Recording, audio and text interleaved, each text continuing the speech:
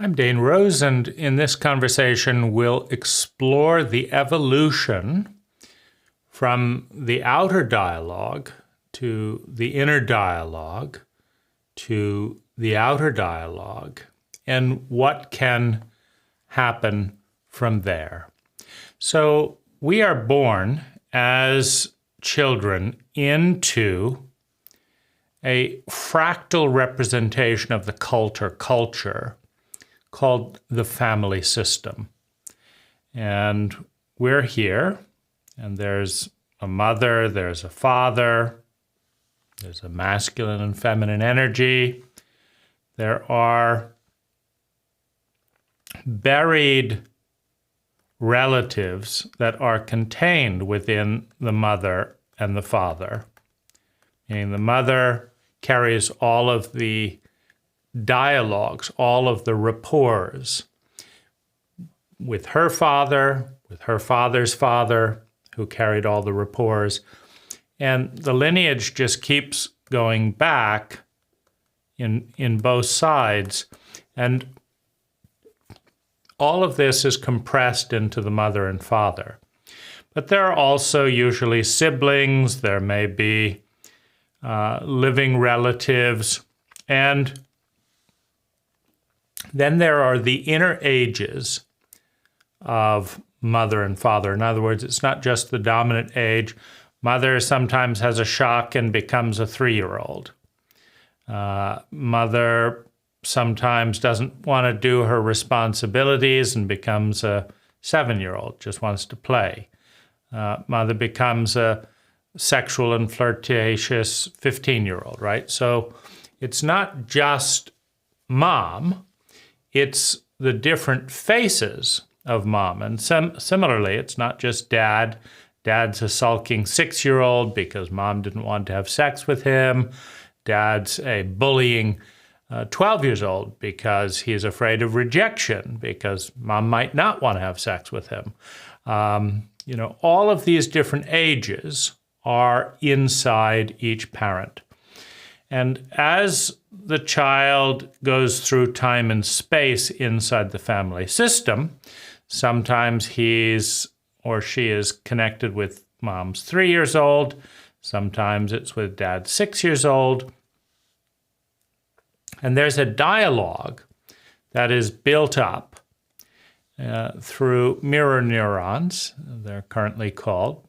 Empathy and attunement is another name, but the child learns how to meet their needs within the framework of the various dialogues that are in their reality. Now, let's pause a moment and look at how and why this is happening. Because it's incredibly intelligent for a child in a dependent state, in a land of giants, to figure out how to please the giant. Right? A 2-year-old, a 3-year-old, a 4-year-old is not going to go out and buy a farm and plow the fields and, get married and have children, right? They're 3 and 4 years old. A 5-year-old, right? So this landscape populated by giants is in a dependent state. The child is dependent on the giants. And this creates a one-sided bargaining dynamic, right? The child needs to survive. The child needs to be secure in that survival. The child needs love and belonging. Those are absolutely as necessary as anything else, right? Including oxygen, of course, in survival, but heat, food, etc. The child needs to survive.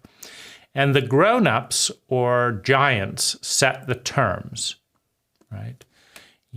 Children are seen and not heard, right? Those children are seen and not heard, right? The cult, the fractal representation of that culture, the family system sets the terms, right? Are children servants in some cults, in some families? Are children equals in some, but that's set. The contract is written by the giants. And the child, before they have language, starts to attune to that dynamic. They start to learn that mom gets really upset in this territory, so they don't go into that territory as much in themselves. And so this is the unconscious inner dialogue that becomes the loyal conscious dialogue through language. And in the process, in order to attune to the parents, the child internalizes the parent's energy, the parent's identity, their pattern of thinking, feeling, speaking, doing, and being, for the purpose of predicting the future, right? If you know mom's identity well enough, then you know that if you grab a cookie before lunch, you know that she'll slap your finger, you know that her face will go like this, you know that she will have a 50% increase in emotion, or that's if maybe her 3 or 7 or 12-year-old is present, but then if this other part is present, she doesn't care at all. And so you start tracking when is mom's awareness, as a 3-year-old, when's it here, based on cues that are, coming, like the 3-year-old behaves like this, the 7-year-old. So the child gradually starts to create a map inside their own physiology that relates to and allows them to predict what's going to happen based on certain data points. Whenever mom's face turns this pinky red, then her nose goes like that, and then blank, blank, blank. That happens, right? And so the child attunes up, face going red, and starts to prepare for the inevitable outcome, positive or negative. They can now attune to that. Now,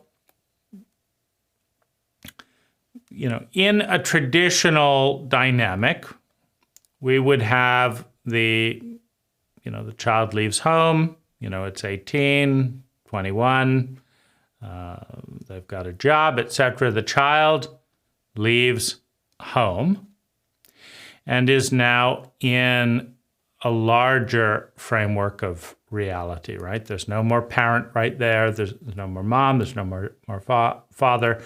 But they've already internalized this inner dialogue. This part relates to this part, relates to that part, relates to that part, relates to that part. And this is now shaping the inner dialogue of the child. Their 3-year-old is relating in imagination and in physiology to an imaginary mother and father, right? An imaginary world of giants.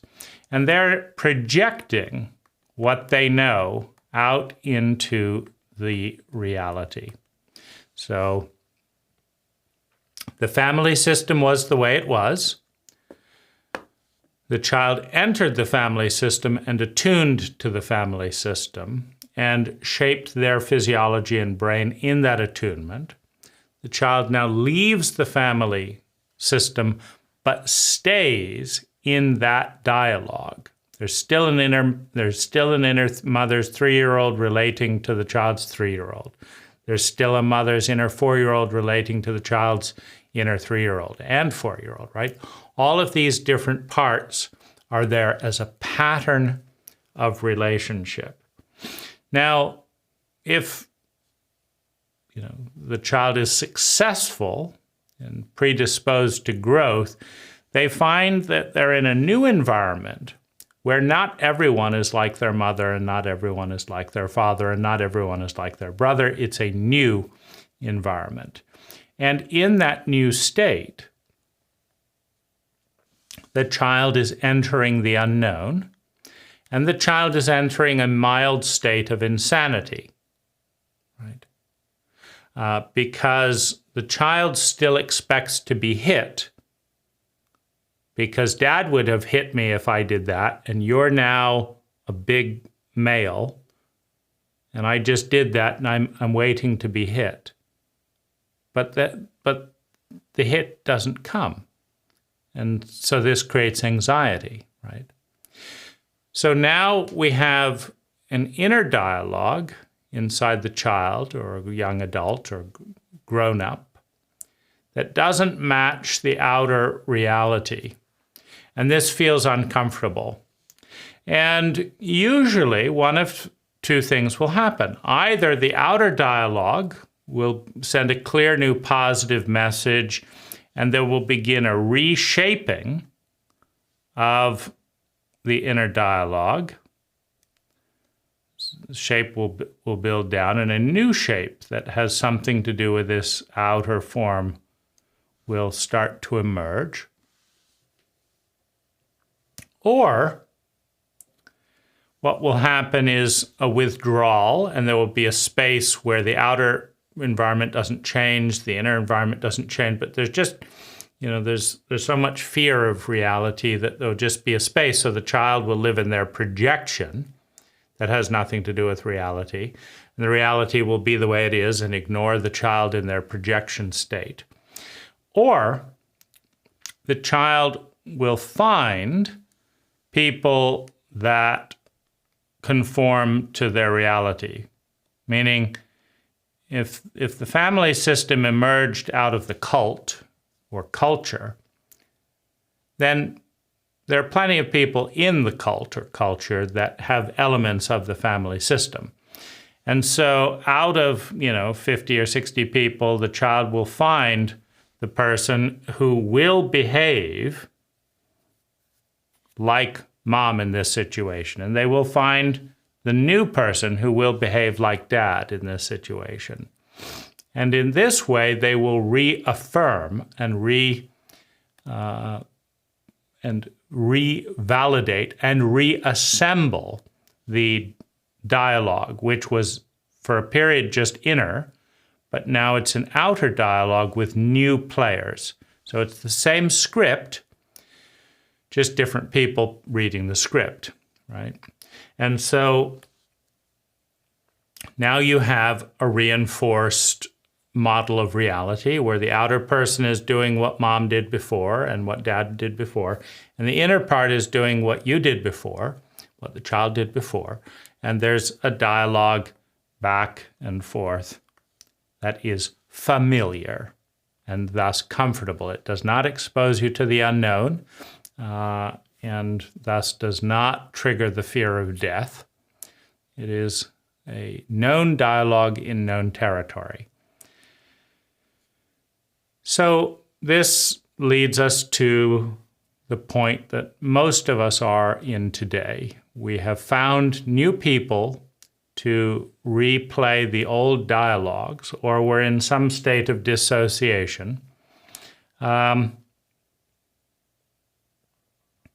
our reality, and we're in familiar family territory. Now, for evolution to take place, we need to go through three stages. We need sympathy, we need antipathy, and then we need synthesis. So sympathy is the unconscious following along of the family system. Antipathy is rejection. It is a rebellion against the status quo. It is a critical analysis of the pattern. So you start saying, well, why is this doing like this and this? This isn't very smart. This isn't very intelligent. So you criticize, you break the system down into different layers, you criticize it, and then you have to, that's part of rejecting the world, rejecting the family system, and an adolescent can do that. But the synthesis, taking the best of what was, rejecting the worst of what was, and creating something new, that's something that only the adolescent and artist can do. And in that scenario, you have to create a new structure, a new dialogue that makes sense. You have to imagine it. You have to say, I think I want something like this. I think that makes a lot more sense. And then at this state, you are crazy, right? Because you have an inner dialogue, an inner flow of energy that is dissociated. It's out of sync with the outer reality, right? The outer reality usually is, like mom and dad. They were, that was like that, and this was like that, right? And that's happening there. But there's this new inner form that is not relating. And so this is a bid by creating a new pattern of thinking, feeling, speaking, doing, and being consciously as an adult. It's a bid for a better identity, for a better reality. I want to do like this, and I want you to do like that. I don't want you to do what my mother did. I want you to do like this. And I want to find someone who will play that role, where when I do this, they do that. And when I do this, someone else does that. And I want that reality to be in place, right? So this is a new dialectic, dialogue. It's a new ecology of energy, which, if we can find actors able and willing to play the role that we want them to play, if we can find actors able and willing to play the role, we now have a new sanity, because the outer reality comes into conformity with the inner dialogue, with the inner reality. And now we say, I'm great, and someone else says, you're great. And we say, we're great, and someone else says, you're great. Then the other person, if there's symmetry, then says, I'm great, and you say, yes, you're great, right? And so I'm great, you're great, I'm great, and you have the dialogue, right? You have the new dialogue.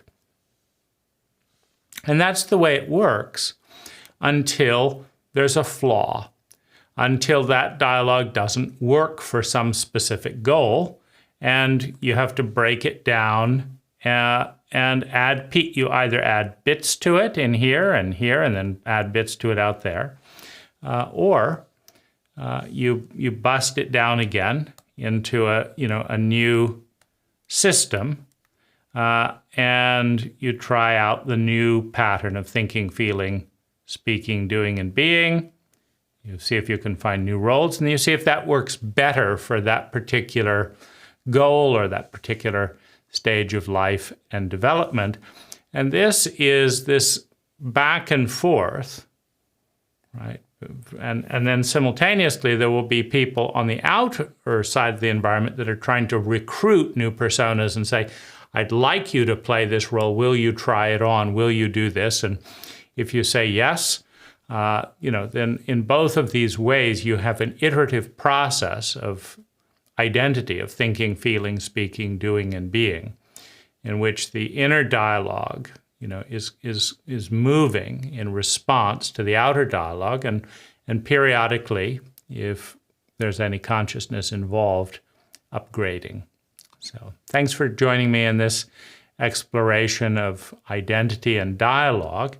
And the thing that it suggests is that in order to grow, in order to evolve, we first have to become conscious of the dialogue of the family system. We have to understand the whole internalized family system, number one. Number two, we have to honor each part of that family system, keeping us alive and perpetuating the family. And part of that is gratitude. And finally, we need to critically analyze and let go of the parts of the dialogue that are keeping us in a state of dis-ease, that aren't serving.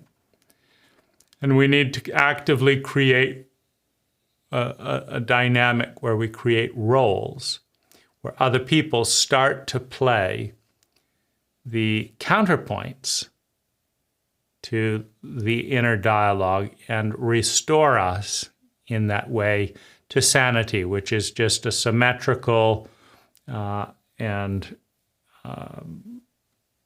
consistent, integrated flow of energy from our inner to our outer, from our inner to our outer.